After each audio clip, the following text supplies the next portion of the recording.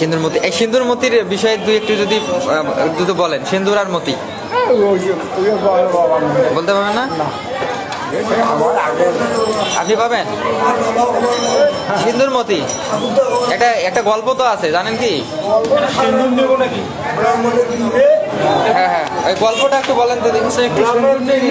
কুমুর ফোড়নের কালে ব্রাহ্মণের তখন বাচ্চা বাচ্চা আর হয় না, কুমুর ফোড়ন করিয়ে বাচ্চা হলো, বাচ্চা আরো উপরে জল নেই, হঠাৎ জল নিয়ে যায় মধ্য, বাচ্চা তুলে নিয়ে যায় মধ্য দিয়ে পুজো করে ধরলো, ওই অবস্থা আমি এগুলো ঢাকি দিচ্ছি, এর নাম সিন্দুর দেওয়া যাবে।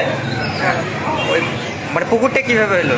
পুকুরটা দেবে রাজাই করছে, রাজাই করছে, তখন থেকেই মেলাটা হয়। তখন থেকে মেলা, তার সেই মেলাটা হয় নবমী, দশমী, নবমী থেকে, নবমী থেকে, অষ্টমীতে হয় না? অষ্টমীতে বুধে সিলমারি, সিলমারি, আর এটা হলো নবমী। নবমী থেকে হয়। নবমী, নবমী তিথিতে